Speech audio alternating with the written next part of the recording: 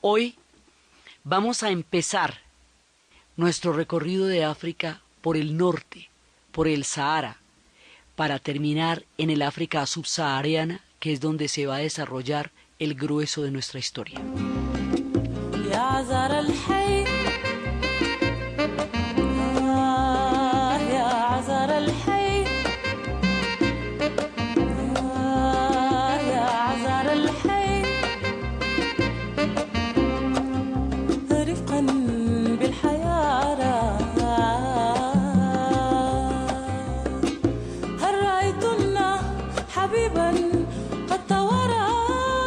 Bueno, cuando nosotros decimos que hay una África subsahariana y que esa es el África negra y que ahí se va a centrar nuestra historia, nos toca empezar por describir qué es el Sahara, porque no se puede entender el África subsahariana sin ese inmenso bloque geográfico que es el desierto del Sahara, y que es fuente de una inmensa cantidad de civilizaciones y que es por donde entró el Islam, que sería quien en últimas cohesionaría culturalmente la increíble diversidad de pueblos que habitaban en esa zona desde hace milenios. Entonces, lo que nosotros llamamos el desierto del Sahara, usted coge el mapa de África y ve un pedazo amarillo enorme. Ese pedazo amarillo que ve grandísimo y debajo se pone verdecito un poquito, pedazo amarillo se llama el desierto del Sahara. Tiene 8.6 millones de kilómetros cuadrados, es decir, casi la superficie del país de China.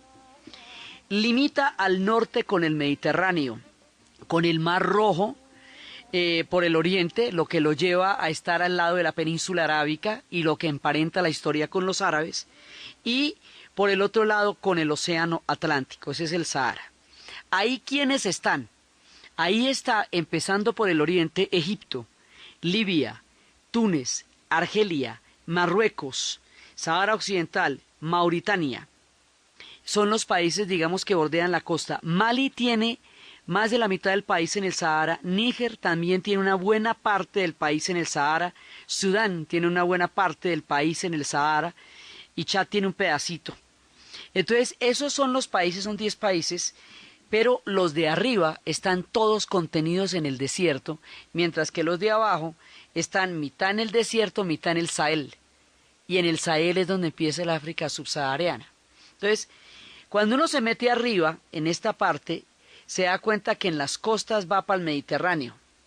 Eso quiere decir que por ahí pasaron los fenicios, pasaron los griegos, los romanos, Bizancio, el Islam, los otomanos, los franceses, los ingleses.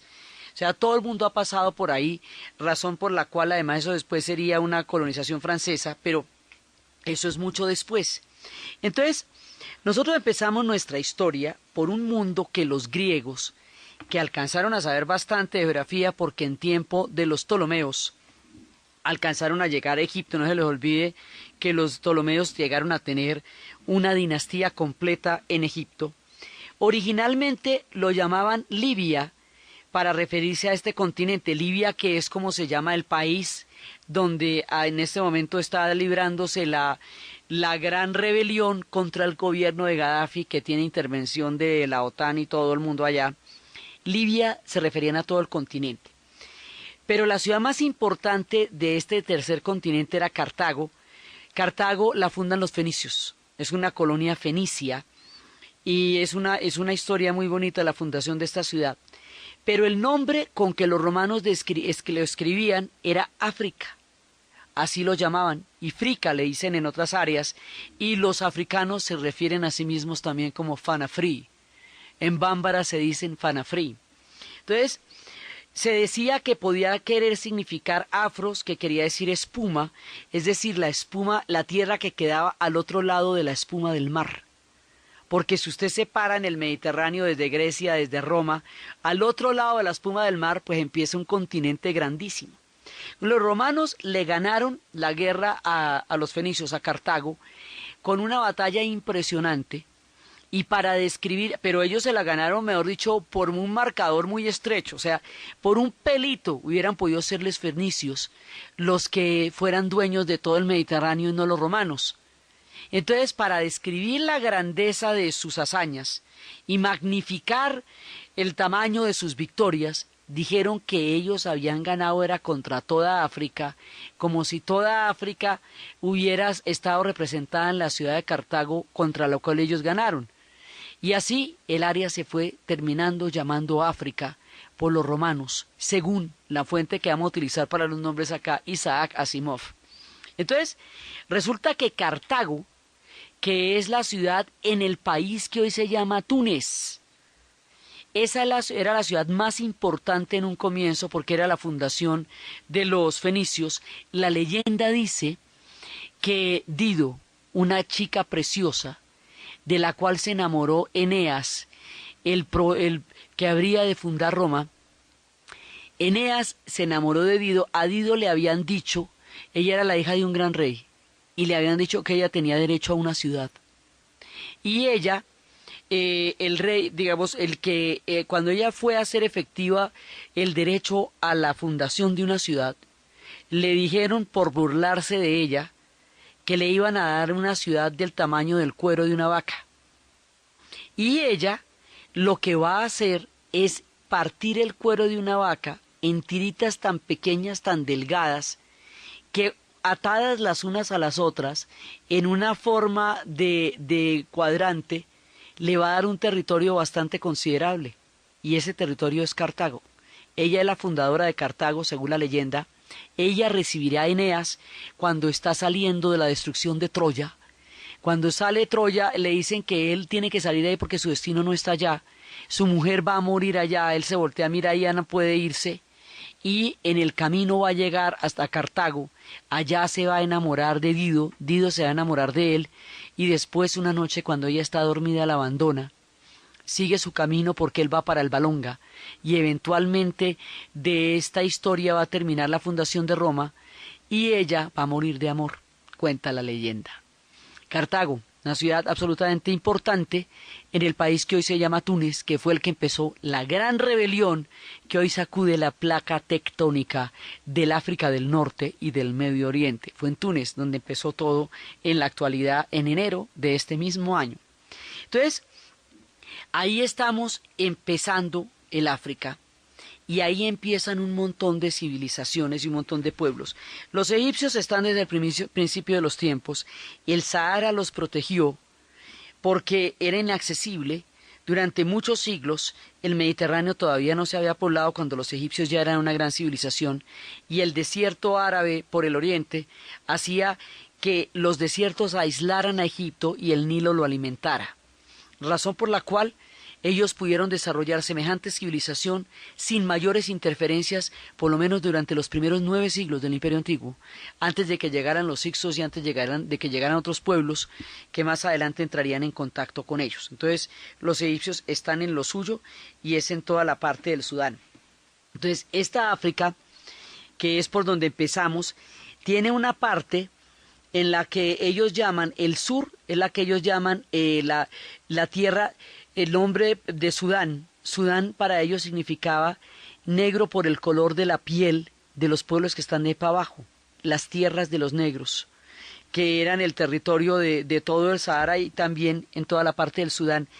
Esa franja va a ser conquistada más adelante por los franceses y a todo este territorio lo van a llamar Sudán Oriental, lo van a llamar Sudán Occidental. El Sudán Occidental va a ser Malí y el Sudán Oriental va a estar en protectorado con otros pueblos y más adelante cuando se independicen solo un país quedará con ese nombre, con el nombre de Sudán y ese gran país quedará partido en dos a partir de julio de este año, que ha nacido el último país, el más reciente de los países, Sudán del Sur. La capital de ese Sudán del Norte es Jartum. Entonces, ahí nos estamos adentrando en la manera como llaman al continente. En África, los árabes llaman al Sahara desierto. Sahara quiere decir desierto.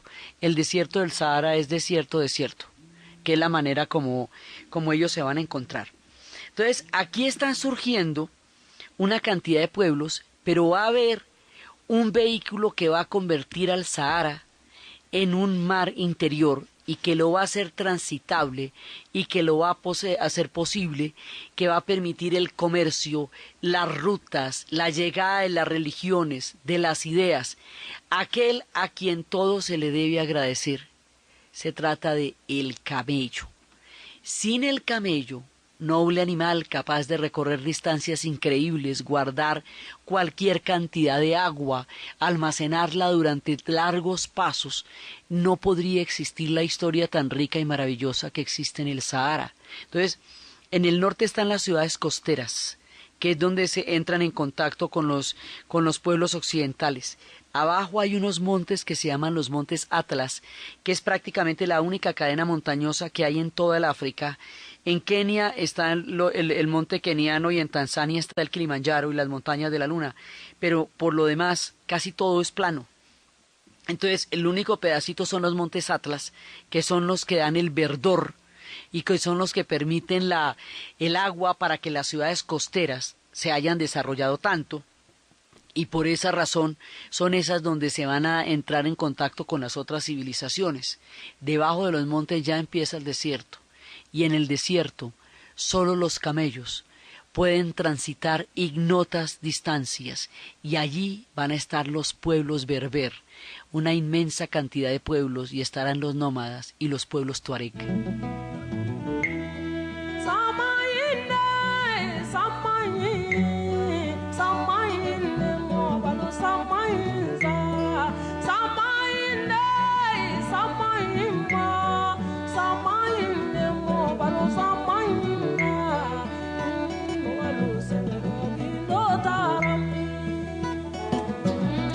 Muchos pueblos estarán en las orillas de este continente, como hemos dicho.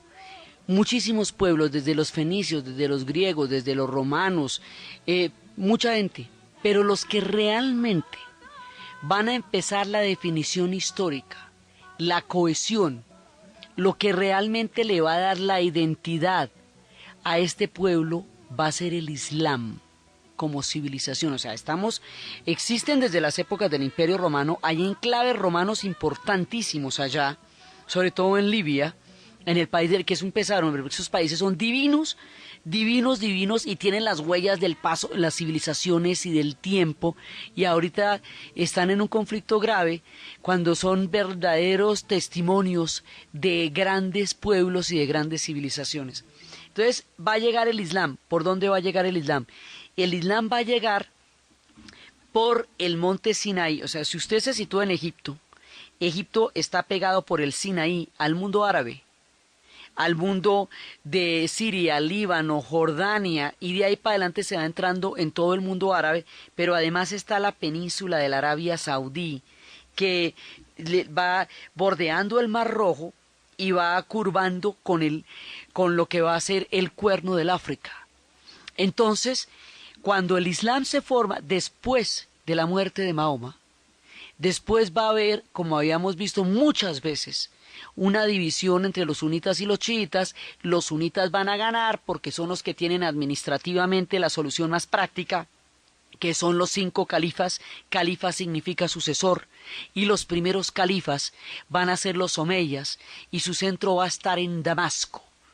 Más adelante va a haber una rebelión contra los omeyas, y esa dinastía será reemplazada por otra que serán los abasíes, y su centro será en Bagdad. Pero los omeyas de Damasco, que son los que desarrollan un proyecto de civilización muy grande también, tienen a un personaje que se escapa del momento en que los abasíes se van a imponer y se viene por todo el norte del África. Ese tipo se llama Abderramán. Y Abderramán va a hacer un vuelto tan grande que va a traer todo el Islam vía Egipto por todo el norte del África y va a convertir a los antiguos pueblos berber. Los griegos llamaban bárbaro a todo el que no hablaba griego. Los romanos también les parecía eso el que no hablaba latín. Entonces les decían bárbaros a los berber simplemente porque no hablaban griego. Eso no tenía que ver con el nivel de civilización que un pueblo tuviera o no. Los pueblos bereberes, que son además muchísimos, porque ahí están, entre los pueblos del desierto, entre los nómadas están los tuareg, los hombres azules, y están los tamashek, que también es una parte de los tuareg y es una lengua. Hay muchos pueblos ahí, muchos pueblos nómadas. Estos pueblos van a entrar en contacto con el Islam, que a través de las caravanas de camellos, a través de la ruta de la Arabia Feliz, que venía la península arábica, luego atravesaban la península arábica, entraban en el Cuerno del África y ahí entraban la ruta de los inciensos, y entraba la ruta de la seda, también entraba por el norte de África una parte de la ruta de la seda. Entonces, las rutas que vienen de Oriente, todo el comercio de Oriente, va a entrar a estos pueblos a través de los camellos, por la vía de Egipto, y esa entrada que va a darse por ahí va a traer, entre otras muchas cosas, la civilización islámica. Entonces todos los pueblos berber se van a convertir al Islam, y a esto los vamos a llamar almorávides, los berber islamizados. Y esto nos van a llegar hasta el norte de Marruecos, y por Marruecos van a atravesar Gibraltar y Tarifa, que son dos nombres de dos generales berber, y van a llegar a España. Y van a llegar hasta España y van a fundar el Califato de Córdoba, que será uno de los grandes centros de civilización de los que la humanidad no se imagina el esplendor que eso llegó a tener. Entonces, por aquí viene la religión del libro, y viene una gran cantidad de saberes, conocimientos, bibliotecas, productos, oro, seda, la sal, cualquier cantidad de cosas van a pasar por las rutas de los camelleros del Sahara, creando un portento de civilización que va a definir el contenido cultural y espiritual de estos pueblos, y es por la entrada del norte que más adelante el Islam irá bajando, ya veremos cómo se estará expandiendo, y a medida que va bajando va a definir también la religiosidad de muchísimos de los pueblos del África subsahariana, porque hay mucha gente en el continente africano que es musulmana. Es un Islam con unas características muy particulares, pero la cuna de este Islam es la entrada por el norte del África, que es la manera como se va imponiendo. Y así se va forjando la identidad histórica que por la vida de los árabes va a hacer que en el futuro finalmente la gente del África del Norte se identifique mucho más como árabe que como africana propiamente dicha. O sea, la gente de Argelia, la gente de Túnez, la gente de Marruecos, la gente egipcia se sienten árabes, por la influencia tan grande que van a tener de la era de los almorávides en adelante y de los pueblos que a través de ellos llegaron, pero ellos también son África, son el norte de África. Lo que pasa es que tienen una identidad mucho más ligada al mundo árabe y se mueven más en consonancia con los movimientos del mundo árabe que con los movimientos del África profunda, pero la influencian y quedan también dentro del mismo continente.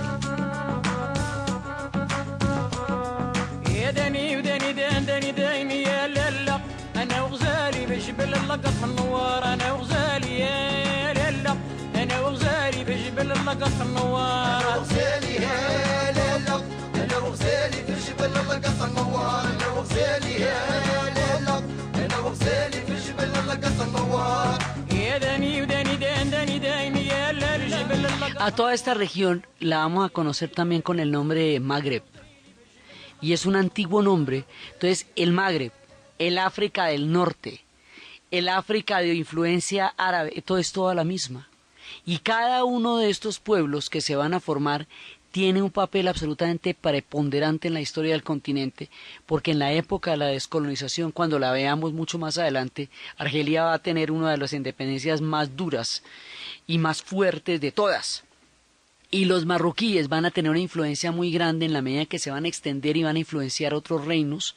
Entonces, estos pueblos se van a poner en contacto los unos con los otros y se van a influenciar los unos con los otros.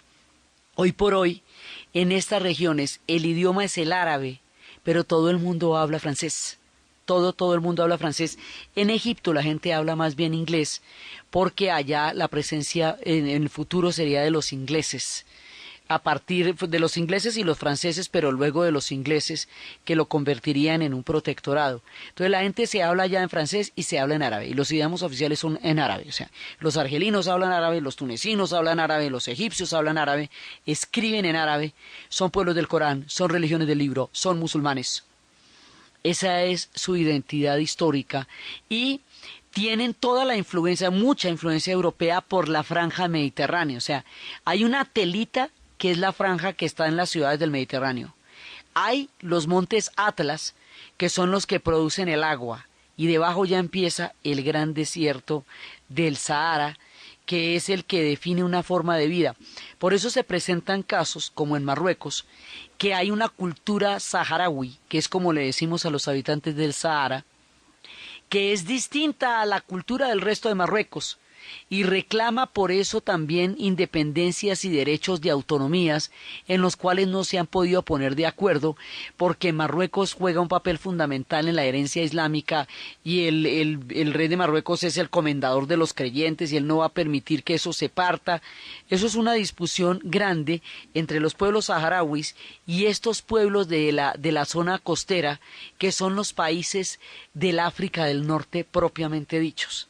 Entonces, en este gran desierto van a llegar una gran cantidad de pueblos y de civilizaciones, y eso nos va a llevar a la fundación de una ciudad que va a ser la síntesis de todo lo que significa este mundo, y esa ciudad que va a ser la síntesis de todo lo que significa el mundo del África del Norte, y que nos va a unir el África del Norte con el Sahel, o sea, debajo de la franja del Sahara, donde termina el desierto del Sahara, empieza otra formación geográfica enorme que se llama el Sahel. El Sahel va desde el cuerno del África hasta Senegal. Y si usted le da la vuelta, le va a coincidir con el nordeste brasilero. Acuerde que este continente era uno solo, ¿no? América Latina y África eran un solo continente y luego se partieron. Entonces, si usted ve la forma cuadra, y de esa manera también nosotros tenemos una cantidad de influencia de ellos en muchos sentidos que ya veremos. Entonces, ahí en ese punto vamos a tener una ciudad que está entre el Sahara y el Sahel. O sea, donde aparece esta ciudad ya empieza el mundo saheliano y nos vamos a ver con la vera del gran río Níger.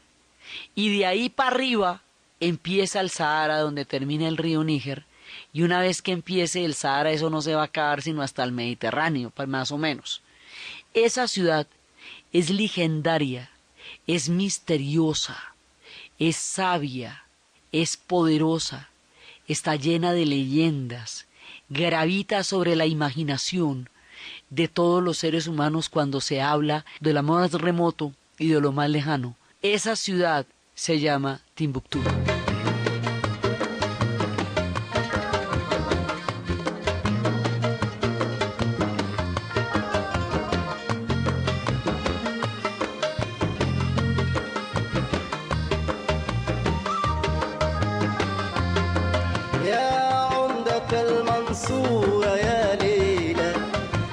Esta ciudad se funda alrededor del año 1100 después de Cristo o siglo V después de la Égira. Acuérdense que la Égira es el año 622 cuando Mahoma huye de la Meca a Medina, que se considera el año 1 de la era musulmana, y estamos en tierras del Islam. Entonces se funda en esa época en el idioma tamashek, que es un idioma, el tamashek es uno de los idiomas que hablan los pueblos saharauis. Se llama Timbuktu, ¿sí? Boctú siendo el nombre de una vieja dama, sí, es un lugar de encuentros y de puntos. Entonces, se pronuncia de muchas maneras según quien lo esté pronunciando. Para muchos para los ingleses y los árabes lo llaman Timbuktu. Los franceses lo llaman Tumbuctú. Tinabactú es como le dicen los tuaregs. Y Tombuctú es como le dicen los habitantes de la ciudad actual. Mejor dicho, usted lo dice como quiera, porque cada cual lo dice, puede decir Timbuktu, puede decir Tumbuctú, como quiera, porque cada uno lo dice de una manera diferente, pero fundamentalmente es la misma cosa. Entonces, ahí hay una formación geográfica muy particular, porque hay grandes ríos que definen el África. El Nilo, que es el más largo de todos y que va hasta Uganda, pues, y hasta el lago Victoria. El río Níger, que tiene 5.000 kilómetros de trayectoria, 1.000 de los cuales están en el país de Mali, que es donde queda Timbuktu. Y el Congo, que es otro río gigantesco, y el río Zambezi, que está abajo en el sur. Entonces, alrededor de los ríos se van a dar las historias. Entonces, resulta que el río Níger, que como les digo tiene 5.000 kilómetros y le da el nombre a un país, Níger se llama así por el río, tiene 1.000 kilómetros en el país que actualmente se llama Mali. En la parte más arriba del río, cuando el río va a llegar cuando llega a su punto más alto, ahí hay una gran extensión, eso se abre ese río tanto que no hay puente para pasar allá de lo grande que es, eso es más de 45 minutos en ferry que se gasta para llegar allá. Entonces, hay un punto en que el Sahel, que es semidesértico, que tiene los árboles baobabs y que es una planicie infinita, no es la arena del Sahara, pero sí es semidesértico, es muy seco. Hay una parte en que eso se pone verde, verde, verde, verde, verde, como un camino de árboles donde se alcanzan a ver patos, y cuando termina esa parte verde, aparece un letrero que dice bienvenidos a Timbuktu. Y ahí, donde usted entra, por esa puerta, empieza el desierto del Sahara, viniendo desde el Sahel, y no se le va a acabar hasta que le acabe el mapa. Va a ser absolutamente eterno. Esta ciudad, por su situación geográfica, se convierte en un cruce de caminos, no solamente de todo el Sahara entre el oriente y el occidente, sino de toda el África entre el norte, el centro y el sur. Haga de cuenta, usted puede hacer un cuadrante como una cruz horizontal y vertical, y Timbuktu le va a dar el punto por donde pasa todo eso.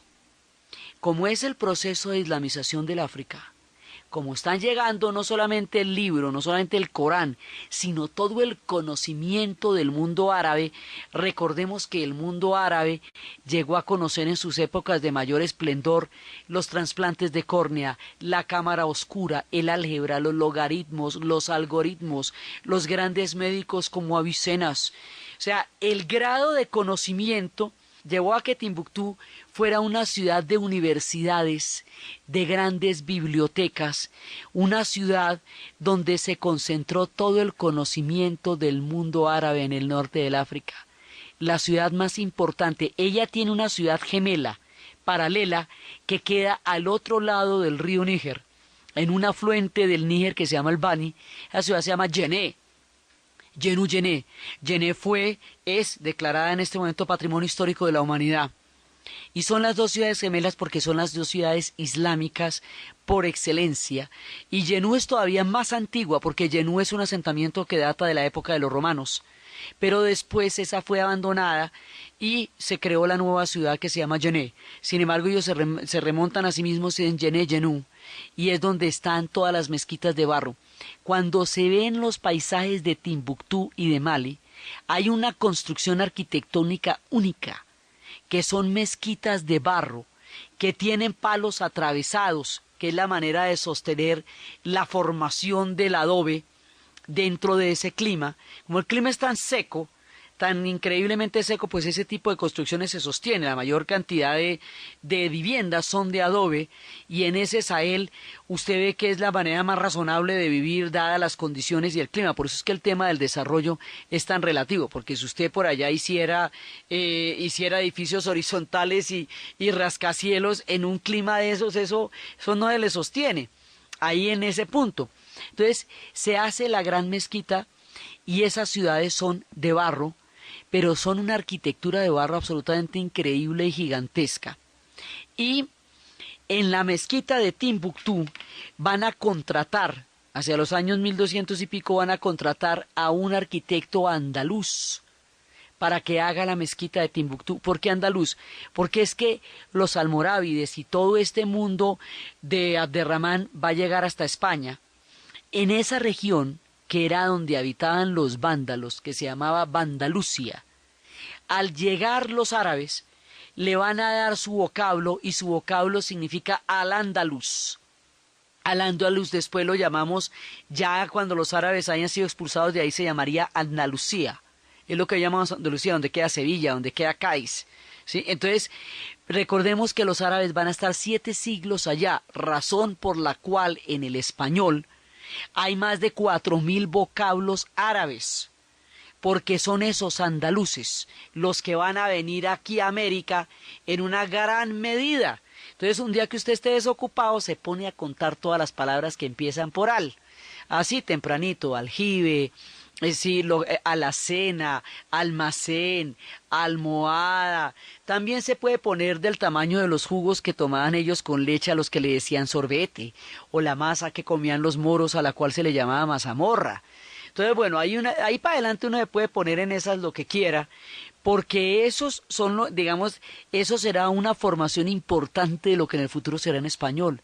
Ellos tendrían una poesía de Mexegels y Moaxajals que después harían posible el español junto con el latín y junto con las lenguas romances. Por eso es que nosotros no decimos bleu ni bleu, como dirían originalmente en el latín, sino azul. Y no decimos sucre, sino decimos azúcar. Esas son palabras árabes, sí, porque la influencia es muy grande. O sea, ellos nos influencian por donde usted lo quiera ver. Si es por el norte, por el mundo árabe. Si es por el occidente, por el África Occidental, por el mundo negro. Si es por abajo, por Luanda, también porque llegaron muchos de esos pueblos. Todo este continente en el futuro va a quedar entrelazado con nosotros, de maneras insospechadas, lo que hace que de un extremo a otro tengamos su influencia, tanto en el lenguaje como en la música, porque se juntan los dos caminos, el lenguaje y la música, lo que hace que los ritmos, en puntos donde nosotros no nos lo podemos esperar, se toquen.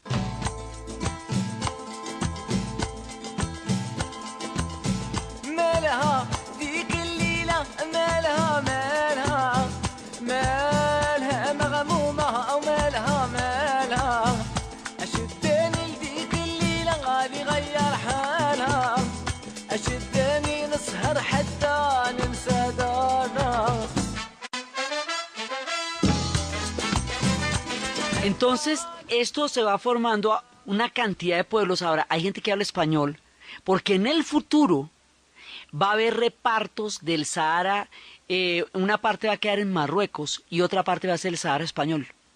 Entonces, el español no es un idioma extraño allá, y el vínculo con el califato de Córdoba hacía que se pudiera dar un flujo de palabras entre una zona y otra.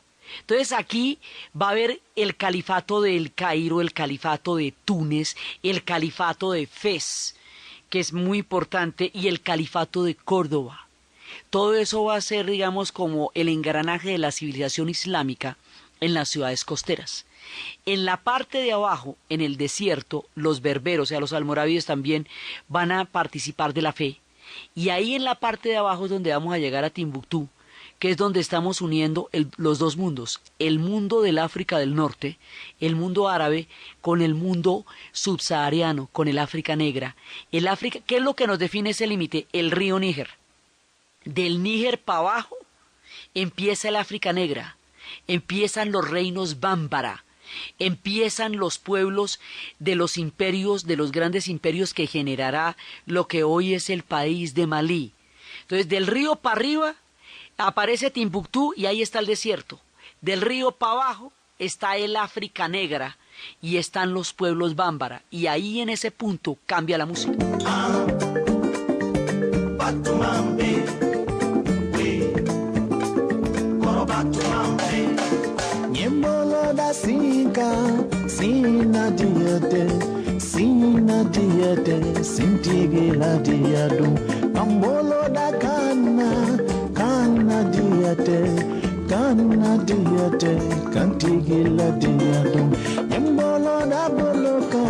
Ahí nos empiezan a aparecer las balafones, las coras, nos cambian los instrumentos de las darbucas y nos cambian el tipo de tambor es totalmente diferente, porque ahí empieza el África negra. Entonces, en ese punto, la misteriosa, en Timbuktu, es donde están las fuentes de todas las civilizaciones. Actualmente quedan las universidades allá, quedan las bibliotecas, los archivos con los manuscritos. Dicen los manuscritos de la ciudad de Timbuktu, dicen la sal viene del norte, el oro del sur, el dinero del país de los hombres blancos, pero las palabras de Dios, las cosas sagradas, los cuentos bonitos, solo los podemos encontrar en Timbuktu. Es un antiguo proverbio de Sidiki Nayum que cuenta las historias. Allá en Timbuktu es donde están los calígrafos. Allá está la gran mezquita. ¿Cómo era importante la mezquita de Timbuktu? Que si usted no tiene cómo llegar a la Meca alguna vez en la vida, le vale en Timbuktu por una peregrinación de ese tamaño. Así es de importante Timbuktu. Allá están las madrasas, las escuelas coránicas, donde los niños recitan los versos del Corán con sus trajes típicos azules preciosos, a la salida en los patios, a la salida de las mezquitas, a todo volumen, en una felicidad y en una alegría. Caminar por la ciudad es respirar un aire lleno de misterios. Todo el mundo habla de Timbuktu, la misteriosa, porque realmente lo que se siente allá son presencias tangibles, aunque invisibles, del paso de los tiempos y de las civilizaciones. Allá, en Timbuktu, y alrededor de ella tiene lugar, en la actualidad, en la era moderna, un festival que se llama Ezakane. Y ese festival se hizo con motivo de una paz que se logró en el año de 1991, hace 11 años, entre el mundo bámbara y el mundo tuareg. Había habido en el país que hoy se llama Mali una dictadura después de la independencia, y después de esa dictadura, durante la dictadura le habían quitado una ayuda a los tuareg le han declarado la guerra al mundo bámbara, pues al gobierno, y cuando los malienses hicieron un gran proceso de democracia, volvieron a juntarse en armonía, y la manera como se juntaron en armonía era compartiendo una costumbre tuareg. Los tuareg se reúnen, como están dispersos por todo el desierto del Sahara, como son nómadas, como son los hombres azules, para poderse encontrar se ponen puntos de reunión. Esos puntos de reunión son lugares de comercio, de matrimonios, de acuerdos, de conversaciones, de artesanías, de collares de camellos, de cruces tuareg. Entonces, esta costumbre milenaria de los pueblos saharauis la comparten con el mundo bámbara en un festival donde ellos dejaron todas las armas, que se fundieron, y se creó un concierto, una orquesta, un gran festival de músicos del mundo bámbara y del mundo tuareg. Y ellos se van alternando. Con el tiempo este festival se volvió un festival internacional de una talla increíble, y todos los años, entre el 2, 3, 4 de enero o 5, 6, las primeras semanas de enero, se hace este festival y gente de todas partes de la tierra van. Entonces la mayoría de las personas que son turistas o que vienen del mundo bámbara vienen en 4x4, que es por donde se puede andar en los caminos de la actualidad. Pero una vez que se llega allá, se ve sobre la cresta de las dunas los camellos de los tuareg que han atravesado todo el Sahara para llegar al festival, y que van coronando al atardecer con sus rostros forrados de esas telas azules, sobre los camellos llenos de las borlas y de los tejidos que los adornan y que los hacen tan bellos, lo que son los soles que se van ocultando en el Sahara. Las temperaturas durante el día pueden llegar a 40 grados y a veces a 50. Las temperaturas durante la noche bajan de 0 grados y la arena se mete fría por entre los pies. Son temperaturas extremas que la música calienta con su increíble contenido. Y es allá, en ese festival, donde se juntan los dos mundos y donde unos y otros tienen la oportunidad de reconocerse y nosotros la posibilidad de ver el encuentro de mundos tan antiguos y milenarios.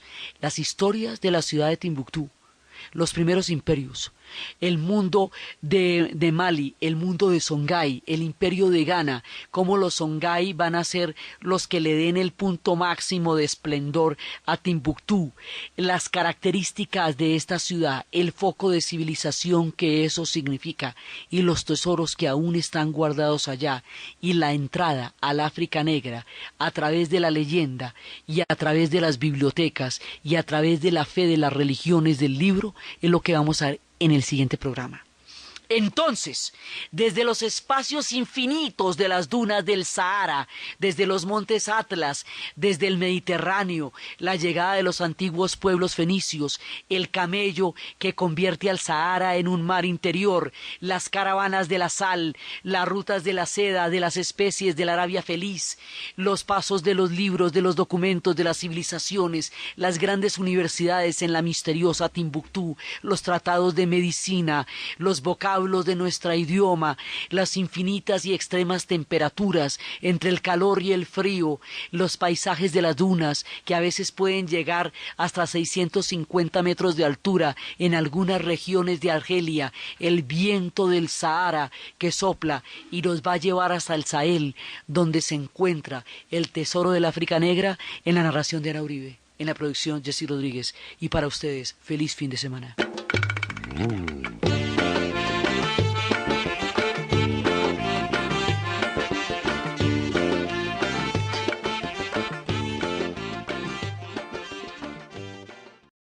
Hoy vamos a empezar nuestro recorrido de África por el norte, por el Sahara, para terminar en el África subsahariana, que es donde se va a desarrollar el grueso de nuestra historia.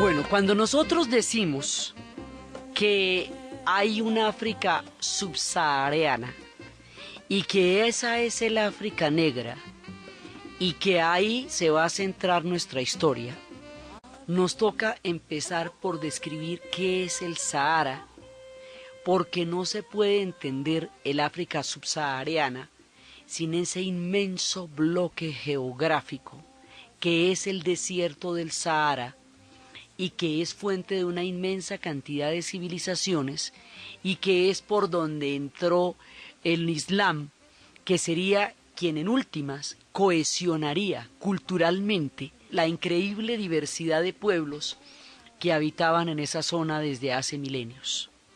Entonces, lo que nosotros llamamos el desierto del Sahara, usted coge el mapa de África y ve un pedazo amarillo enorme. Ese pedazo amarillo que ve grandísimo y debajo se pone verdecito un poquito, pedazo amarillo se llama el desierto del Sahara. Entonces, esos son los países, son 10 países, pero los de arriba están todos contenidos en el desierto, mientras que los de abajo están mitad en el desierto, mitad en el Sahel. Y en el Sahel es donde empieza el África subsahariana. Entonces, cuando uno se mete arriba, en esta parte, se da cuenta que en las costas va para el Mediterráneo. Eso quiere decir que por ahí pasaron los fenicios, pasaron los griegos, los romanos, Bizancio, el Islam, los otomanos, los franceses, los ingleses. O sea, todo el mundo ha pasado por ahí, razón por la cual además eso después sería una colonización francesa, pero eso es mucho después. Entonces, nosotros empezamos nuestra historia por un mundo que los griegos, que alcanzaron a saber bastante de geografía porque en tiempo de los Ptolomeos alcanzaron a llegar a Egipto, no se les olvide que los Ptolomeos llegaron a tener una dinastía completa en Egipto.